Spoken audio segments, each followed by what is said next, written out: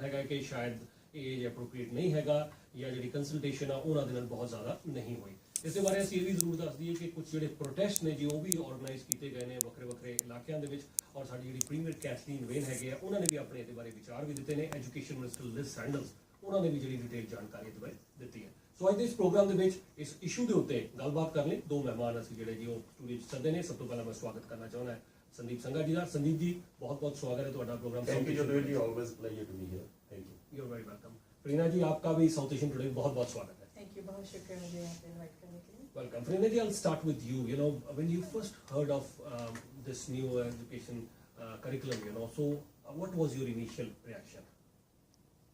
The first announcement that came out back in 2014 was kind of shocking for all of us because we were already struggling with the kind of material that is being जो हमारे classrooms में पेश किया जा रहा था, हम already उसके लिए हम कैंपेन कर रहे थे। लेकिन जब इस करिकुलम की अनाउंसमेंट आई और उन्होंने मिनिस्ट्री ने हमको ये बताया कि there will be a refined look, a revamped look, ठीक है, नई लुक आएगी, ठीक है, कि they're giving it a makeover, ठीक है। तो हम जानना चाहते थे कि वो मेकओवर क्या है, क्योंकि ऑलरेडी 2010 में जो करिकुलम आया था, जो जिसकी बहुत छोटी सी तब्दीलियों के साथ इसे लाया गया है, वो that received a big approach.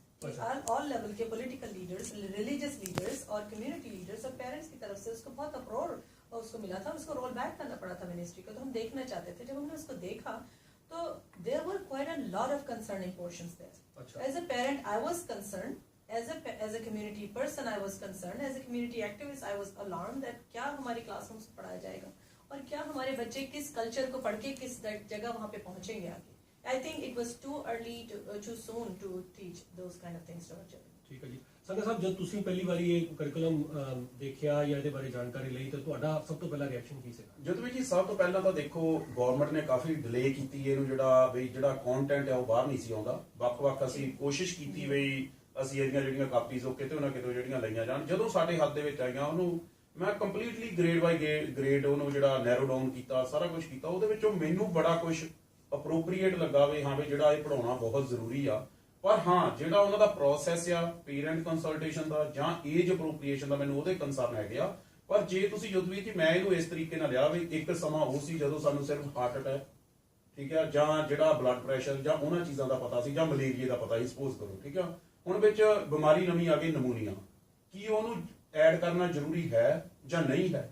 ਕੀ ਉਹਦੇ ਜਿਹੜੇ ਸਿੰਪਟਮਸ ਕਿੱਦਾਂ ਇਹਦੇ ਤੋਂ ਬਚਿਆ ਜਾ ਸਕਦਾ, ਕਿੱਦਾਂ ਉਹਨੂੰ ਕਿਉਰ ਕੀਤਾ ਜਾ ਸਕਦਾ? ਜਿਹੜੀਆਂ ਕੋਈ ਵੀ ਨਵੀਆਂ ਡਿਜ਼ੀਜ਼ਸ ਜਾਂ ਨਵੀਂ ਚੀਜ਼ ਜਾਂ ਮੈਰਿਜ ਔਰ ਦੀ ਡੈਫੀਨੇਸ਼ਨ ਆਫ ਮੈਰਿਜ ਕੈਨੇਡਾ ਦੇ ਵਿੱਚ ਚੇਂਜ ਹੋਈ ਆ, ਕਿਉਂਕਿ ਉਹ ਜਿਹੜਾ ਸਾਰਾ ਕੁਝ ਆ, ਜੋ ਕੁਝ ਮੈਨੂੰ ਉਹਦੇ ਚੋਂ ਕੰਟੈਂਟ ਲੱਗਾ, ਮੈਨੂੰ ਉਹਦੇ ਚੋਂ ਥੋੜਾ ਜਿਹਾ ਇਹ ਚੀਜ਼ ਜ਼ਰੂਰ ਲੱਗੀ ਵੀ ਜੋ 97 ਜਦੋਂ ਕਰਕੂਲਮ ਉਹ ਲਿਖਿਆ ਗਿਆ ਸੀ, ਉਸ ਤੋਂ ਬਾਅਦ ਜਿਹੜੀਆਂ ਸਾਡੇ ਕੋਲ ਲੀਗਲ ਚੇਂਜਸ ਹੋਈਆਂ, ਚਾਹੇ ਉਹ ਮੈਰਿਜ ਦੀ ਡੈਫੀਨੇਸ਼ਨ ਦੀ ਹੋਵੇ, ਈਵਨ ਮੈਂ ਉਹਦੇ ਨਾਲ ਸਹਿਮਤ ਜਾਂ ਅਸਹਿਮਤ ਹੋਣਾ ਮੇਰਾ ਕੋਈ ਜ਼ਰੂਰੀ ਨਹੀਂ ਹੈਗਾ, ਪਰ ਉਹ ਡਿਸਕਸ ਹੋਣਾ ਜ਼ਿਆਦਾ ਜੋ ਸਾਡੇ ਕੋਲ ਲੀਗਲ ਸਟੇਟਸ ਹੋ ਗਿਆ ਵੀ ਮੇਲ ਨਾਲ ਮੇਲ, ਫੀਮੇਲ ਨਾਲ ਫੀਮੇਲ ਜਿਹੜਾ ਉਹ ਮੈਰਿਜ ਕਰਵਾ ਸਕਦਾ, ਉਹਦੇ ਕੌਨਸੀਕੁਐਂਸਸ ਕੀ ਹੋਣਗੇ, ਉਹ ਡੈਫੀਨਿਟਲੀ ਮੇਰੇ ਹਿਸਾਬ ਨਾਲ ਡਿਸਕਸ ਕੀਤੇ ਜਾਣੇ। ਜਿਹੜਾ it's like again new disease, ਜਿੱਦਾਂ ਵੀ ਮਲੇਰੀਏ ਤੋਂ ਬਾਅਦ ਨਮੂਨੀਆ ਆ ਗਿਆ, ਡਿਸਕਸ ਕੀਤਾ ਜਾਣਾ ਜ਼ਰੂਰੀ ਆ। ਮੇਰੇ ਹਿਸਾਬ ਨਾਲ ਨਵੀਂ ਮੈਰਿਜ ਦੀ ਡੈਫੀਨੇਸ਼ਨ ਆਈ ਆ, ਉਹਦੇ ਕੌਨਸੀਕੁਐਂਸਸ डिस्कस ਕੀਤੇ जाने जरूरी है। यहाँ पे मैं एक चीज ऐड करना चाहूंगी कि बेशक मैं इस बात पे बिल्कुल एग्री करती हूँ संदीप के साथ कि बहुत सारी चीजें चेंज हो चुकी हैं। 1998 में लास्ट रिवीजन हुआ था, 2010 में आया तो बहुत सेक्सुअली एक्सप्लिसिट था, तो इस वजह से बहुत शोर मचा, वापस रोल बैक हो गया। द गवर्नमेंट सेड कि हम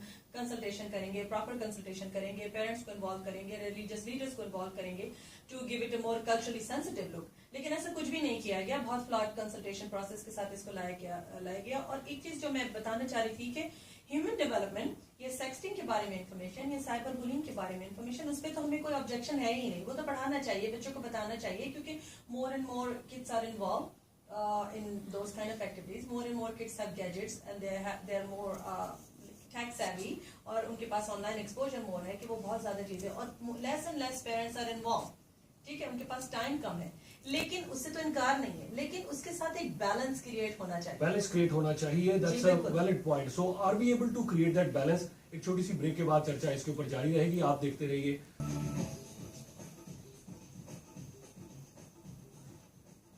welcome back to South Asian Today. I am your host Vidyut Jaswal. आपका साउथ एशियन टुडे में बहुत बहुत स्वागत है।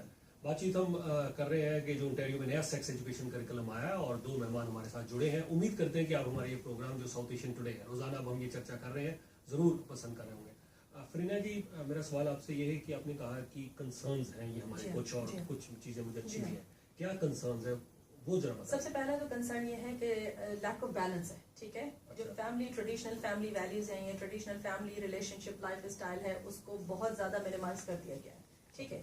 और अगर आप ये बात करने जाएं कि आप बच्चों को सिखाना चाहते हैं, there should be some kind of balance and there should be some input from the parents. हम पेरेंट्स के लिए मिनिस्ट्री कहती है कि पेरेंट्स कुछ कर नहीं रहे तो इसलिए हमने we want to co parent with parent, we don't accept it, हमें नहीं चाहिए। सेंसिटिव इस इशू की जो भी इंफॉर्मेशन है, सेंसिटिव नॉलेज है कोई भी है, वो हम देना चाहते हैं अपने बच्चों को।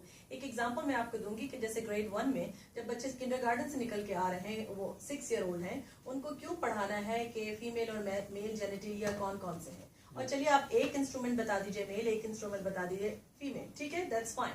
क्योंकि वो कहते हैं कि सीएस की जब रिपोर्टिंग होती है तो वो बच्चे बता नहीं पाते। नहीं, ऐसा नहीं है, इसलिए कि आपको उन बच्चों को इनर लेयर्स की इंफॉर्मेशन देने की क्या जरूरत है। It's about normalisation of a certain culture and normalisation of sexual practices. और मैं समझती हूँ कि जिस तरह आप देख रहे हैं, जिस तरह यहाँ पे सैम्पलिंग है, जिस तरह टीचर प्रॉम्प्ट है, it's more about sexual pleasure versus sexual education. ठीक है जी, ਤੁਸੀਂ ਕੁਝ ਐਡ ਕਰਨਾ ਚਾਹ ਰਹੇ ਸੀ। ਜਦੋਂ ਕਿ ਮੈਂ ਇਹ ਕਹਿਣ ਲੱਗਾ ਸੀ ਜਿੱਦਾਂ ਇਹ ਗੱਲ ਕਰਦੇ ਆ, ਬਿਲਕੁਲ ਜਿਹੜੀ ਸਾਡੀ ਕਲਚਰਲ ਵੈਲਿਊਜ਼ ਆ ਜਾਂ ਜਿਹੜੀ ਡੈਫੀਨੇਸ਼ਨ ਆਫ ਟ੍ਰੈਡੀਸ਼ਨਲ ਫੈਮਿਲੀ ਆ, ਉਹ ਸਾਡੀ ਉਦੋਂ ਟੁੱਟ ਗਈ ਜਦੋਂ ਅਸੀਂ ਜਿਹੜੀਆਂ ਇੱਕ ਟ੍ਰੈਡੀਸ਼ਨਲ ਮੈਰਿਜਸ ਨੂੰ ਕੈਨੇਡਾ ਦੇ ਵਿੱਚ ਡਾਇਵਰਟ ਕਰਕੇ ਅਸੀਂ ਜਿਹੜੀਆਂ ਉਹ ਫਿਰ ਇੱਕ ਡਿਫਰੈਂਟ ਟੌਪਿਕ ਮੈਂ ਉਹੀ ਗੱਲ ਕਰਦਾ ਨਾ ਵੀ ਉੱਥੇ ਜਾ ਕੇ, ਪਰ ਹੁਣ ਜਿਹੜੇ ਉਹਦੇ ਕਨਸੀਕੁਐਂਸਸ ਹੋਣੇ ਆ ਉਹ ਇਹਦੇ ਵਿੱਚ ਕਲਾਸਾਂ ਦੇ ਵਿੱਚ ਡਿਸਕਸ ਕੀਤੇ ਗਏ ਆ। ਜਿਹੜੇ ਪ੍ਰੋਪਰ ਆਰਗਨਸ ਦੇ ਨਾਂ ਪਤਾ ਹੋਣੇ, ਕਈ ਵਾਰੀ ਮੈਂ ਉਹ ਕਈ ਟੀਚਰਸ ਦੀਆਂ ਤੁਹਾਡੇ ਹੀ ਪ੍ਰੋਗਰਾਮਾਂ ਦੇ ਉੱਤੇ ਆਪਣੇ ਹੋਆ ਦੇ ਜਿਹੜੇ ਪ੍ਰੋਗਰਾਮ ਸੀਗੇ ਉਹਨਾਂ ਦੇ ਉੱਤੇ ਮੈਂ ਵੀ ਅਟੈਂਡ ਕੀਤਾ। ਉਹਦੇ ਵਿੱਚ ਜਿਹੜੀਆਂ ਟੀਚਰਸ ਦੇ ਕੰਸਰਨ ਸੁਣੋ ਵੀ ਜਦੋਂ ਬੱਚਾ ਗ੍ਰੇਡ 1 ਦੇ ਵਿੱਚ ਆਉਂਦਾ ਉਹਨੂੰ ਆਪਣੇ ਪ੍ਰੋਪਰ ਬੋਡੀ ਪਾਰਟ ਦਾ ਪਤਾ ਹੀ ਨਹੀਂ ਹੁੰਦਾ ਵੀ ਕਿਹੜੇ ਪਾर्ट ਦੇ ਉੱਤੇ ਕੀ ਹੋ ਰਿਹਾ, भी इट्स जस्ट अ टर्मिनोलॉजी जे उस एस्पेक्ट नहीं, लेकिन अगर बॉडी पार्ट्स उसको पता करने जरूरी हैं तो आप उसको सिर्फ उतना बता दें जितना एज अप्रोप्रिएट है, उससे ज्यादा तो is too much too soon. आप बच्चों को क्यों बताना चाह रहे हैं कि अगर मुझे पता होना चाहिए कि सामने वाले बच्चे के पास क्या पार्ट है, क्योंकि they have a different sex, different gender, ठीक है। लेकिन अगर आप बच्चों को बार बार ये बताएंगे, आपका बच्चा घर आके पूछता है, every family have different values, जैसे आपने कहा, आपका बच्चा घर आके आपसे पूछता है कि मामी मेरे पास ये पार्ट है, मुझे आज पता चला कि आपके पास है, Would you like that? मैं नहीं समझती कि मुझे अच्छा लगेगा। और फिर दूसरे बच्चों को इस तरह बुली करेगा, वो पूछेगा। It's more like drug sampling. अगर आप बच्चों को चाहते हैं कि वो फ्यूचर में जाके सेक्सुअल एक्टिविटी में इन्वॉल्व नहीं हो, ठीक है, सेक्सुअली एक्टिव नहीं हो, तो क्या आप उनको सैंपल करके बताएंगे? अगर आपको ड्रग से उनको अवॉइड करवाना है तो आप उनको कहेंगे okay here is some marijuana, इसको ट्राई करो ताकि आगे तुम कभी ड्रग एडिक्ट नहीं बनो। अगर आप बच्चों को चाहते हैं कि वो गैंग्स में नहीं जाएं, तो आप चाहेंगे कि छोटी एज से आप उनको रिवॉल्वर देके बोलें कि आप ये चलाओ तो आइंदा कभी गैंग्स में नहीं जाओ, ताकि आप it's I think it's too much too soon. आप बच्चों को नॉर्मलाइज कर रहे हैं, उनके ब्रेन में उनको ये बता रहे हैं कि इतनी छोटी एज से उसको ये सब पता होना चाहिए। फिर ग्रेड 3 में you are giving them information about different sexual orientation, ठीक है, and this is kind of contrary to so many practices. I'm not against any one community, लेकिन one culture or one community should not be overimposed on others। आप ये समझें कि अगर आप बच्चे को ये बता रहे हैं कि 6 से 9 जेंडर होते हैं, हम अपने बच्चे को we are trying really hard कि उनको अपने बच्चों को बता रहे हैं कि देखो बेटा मेल होता है और फीमेल होता है, ठीक है। और उसके बाद कुछ लोग ऐसे भी हैं कि जिनके पास डिफरेंट सेक्सुअल ओरिएंटेशन है, वो मेरा काम है ना पढ़ाना, दूसरों का काम पढ़ाना नहीं है। I don't want any stranger to teach about these things to my child. पर एक मिनट ਫਰੀਨਾ ਜੀ, ਤੁਹਾਨੂੰ ਇਹ ਪਤਾ ਸੀ ਅੱਜ ਤੋਂ ਜਿਹੜਾ ਪਹਿਲਾ 98 ਦਾ ਵੀ ਕਰਕੂਲਮ ਆ ਉਹਦੇ ਵਿੱਚ, ਕਿਉਂਕਿ ਇਹ ਚੀਜ਼ ਮੈਂ ਤੁਹਾਡੀ ਗੱਲ ਨਾਲ ਬਿਲਕੁਲ ਸਹਿਮਤ ਹੋ ਗਿਆ, ਪਹਿਲਾਂ ਮੇਲ ਤੇ ਫੀਮੇਲ ਕਿਉਂਕਿ ਮੈਰਿਜ ਇੱਕ ਸੀ, ਫਿਰ ਗੱਲ ਉੱਥੇ ਹੀ ਚਲੇ ਜਾਂਦੀ ਹੈ, ਠੀਕ ਹੈ। ਅੱਜ ਹੁਣ ਸਾਡੇ ਕੋਲ ਜਿਹੜੇ ਆ ਜਦੋਂ ਹੋਮੋਸੈਕਸੁਅਲਿਟੀ ਜਾਂ ਇਹ ਚੀਜ਼ਾਂ ਜਿਹੜੀਆਂ ਆ ਗਈਆਂ, ਗੇ ਆ ਗਏ, ਲੈਸਬੀਅਨ ਆ ਗਏ, ਟਰਮੀਨੋਲੋਜੀ ਆ ਗਈ, ਪਰ ਉਹ ਆਈ ਕਿੱਥੋਂ? ਕਿਉਂਕਿ ਸਾਡੇ ਕੋਲ ਮੈਰਿਜ ਦੀ ਡੈਫੀਨੇਸ਼ਨ ਅਮੈਂਡ ਹੋ ਗਈ ਜਾਂ ਉਹ ਚੀਜ਼ ਹੋ ਗਈ ਆ, ਠੀਕ ਹੈ। ਪਰ ਮੈਰਿਜ ਤੋਂ ਪਹਿਲਾਂ ਸੀਗੀ ਇਹ ਚਲੋ ਮੈਂ ਅੱਜ ਲੀਗਲੀ ਪੇਪਰ ਡਾਕੂਮੈਂਟਡ ਜਿਹੜੀ ਹੋਣ ਤੋਂ ਬਾਅਦ ਪਹਿਲਾਂ ਵੀ ਡਾਕੂਮੈਂਟਡ ਸੀਗੀ ਜੀ, ਅਸੀਂ ਇੱਥੇ ਪਰ ਉਹ ਮੈਰਿਜ ਦੇ ਅੰਡਰ ਨਹੀਂ ਸੀ। मैरिज के अंडर नहीं वे रिस्पेक्ट, वो सही बता रहे हैं। आप ये देखें कि ये कल्चर और ये प्रैक्टिस हमारी कम्युनिटी में है, आज से नहीं है, सालों से है, ठीक है ना। लेकिन there is a big shift between language. अगर आप मिनिस्ट्री के या कोई भी डॉक्यूमेंट उठा के देखें तो वहां पे लैंग्वेज चेंज हो गई है, जेंडर को सेक्स ने रिप्लेस कर दिया, पेरेंट को केयर गिवर और ट्रस्टेड एडल्ट ने चेंज कर दिया, ठीक है। पार्टनर को स्पाउस को पार्टनर है, कहीं भी हस्बैंड एंड वाइफ की डेफिनेशन है ही नहीं, ठीक है। और उसको आपके जो पार्टनर स्पाउस है उसको पार्टनर ने चेंज कर दिया, और पार्टनर कॉमन लॉ होगा, सब होगा, ठीक है। हम we actually normalise outside of marriage relationship between last 50 years or so, ठीक है। अब ये दूसरा कल्चर लाके आप हर बच्चे को बता रहे हैं कि वो तुम किसी भी घर से आ रहे हो, ठीक है। फिर हम सेक्स की बात करते हैं। अगर आप बच्चों को ये कहते हैं कि ठीक है you can have all the sex in the world you want as long as you wear condoms, no this is wrong. There should be a balance of information and no gender, no teacher and stranger should be able to teach this to my child. ठीक है जी।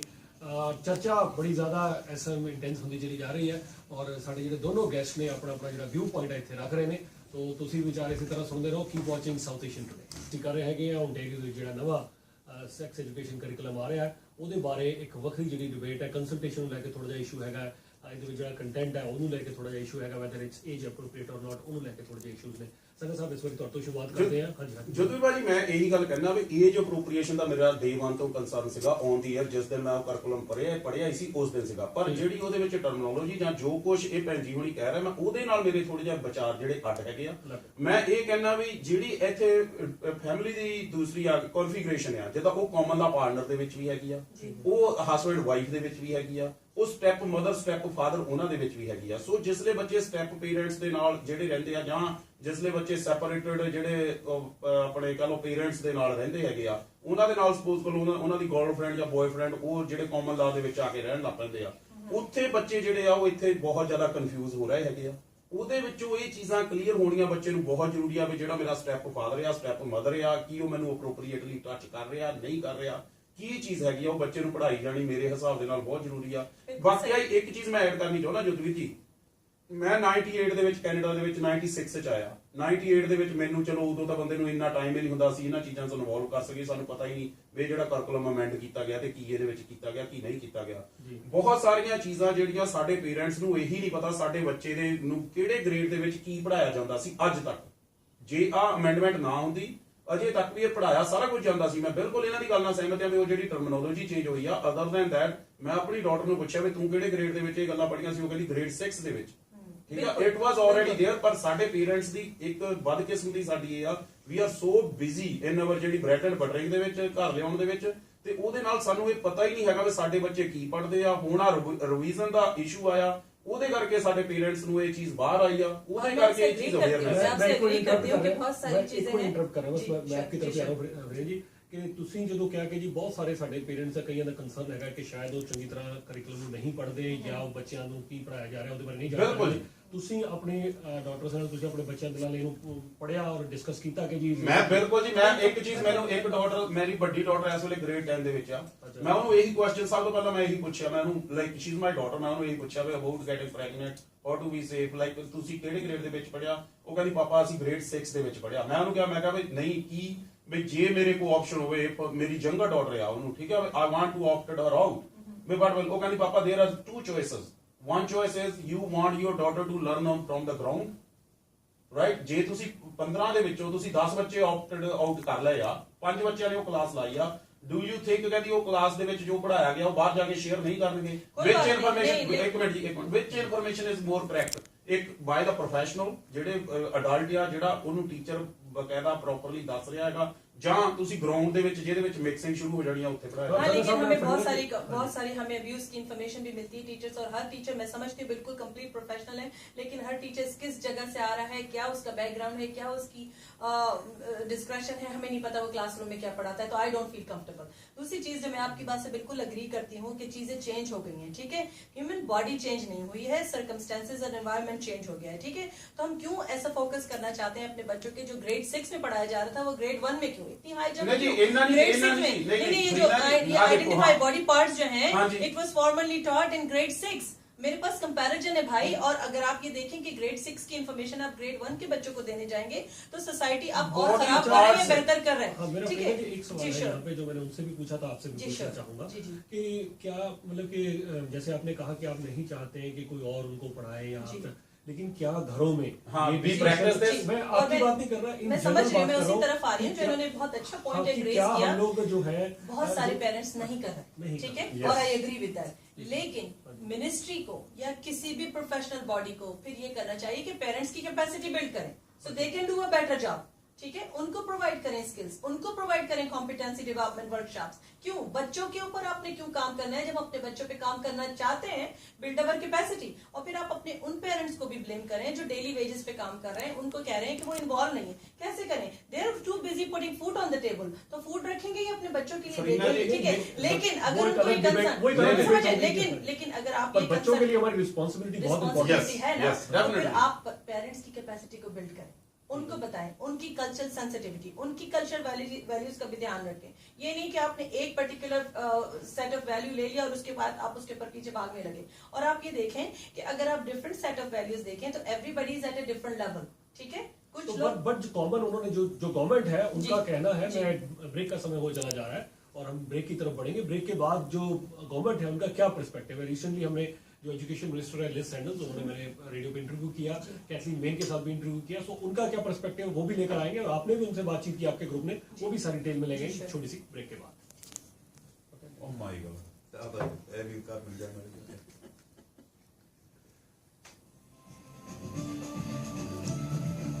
What can we say with parents?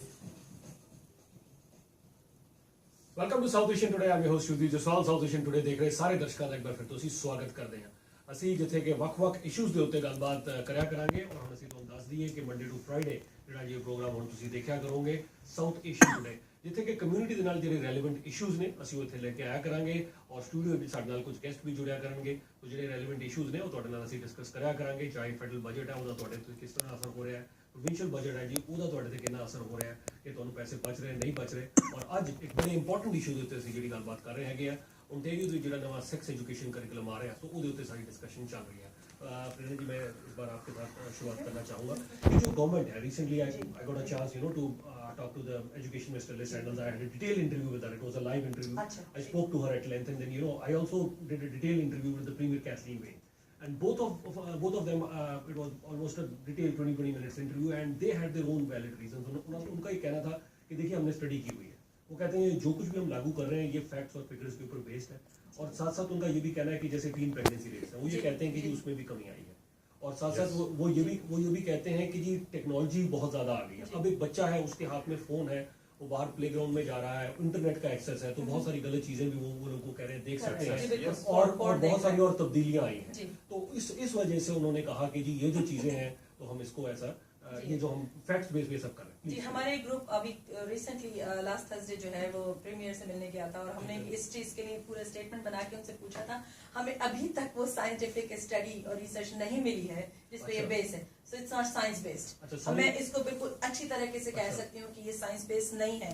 हाँ, मैं अच्छी तरह मानती हूँ कि pregnancy rates नीचे जाएंगे अगर हमने प्रॉपर इन्फॉर्मेशन अपने किड्स को दी, किड्स एंड यूथ। लेकिन आपने देखा कि जो प्रैक्टिसेस ग्रेड 7 में इंट्रोड्यूस की जा रही हैं, ओरल सेक्स और anal sex, those practices will increase STI rates. Sexually transmitted infections जो है वो उसको increase करेंगे। ये जो करिकुलम है ये सिर्फ जानकारी देता है, वो कहीं भी इनकरेज नहीं कर रहा। नहीं, मेरे पास ये करिकुलम है, वो जानकारी नहीं दे रहा, वो पूरी इन्फॉर्मेशन दे रहा है, पूरी इन्फॉर्मेशन दे रहा है। उसके बाद टीचर प्रॉम्प्ट्स भी हैं, एक सेकंड, और फिर उसके बाद आप देखें कि मैस्टरबेशन जैसी प्रैक्टिस जो हर कल्चर में खत्म, मना, पसंद नहीं की जाती, उसमें बच्चों को ये बताया जा रहा है it's okay, it's healthy as long as you do it in a corner. आप टीचर प्रॉम्प्ट्स को देखें कि उसमें ये बताया जा रहा है, कहा जा रहा है कि आप इसको करिए, लेकिन नहीं, बच्चों को ये बताया जा रहा है कि इट्स हेल्थी।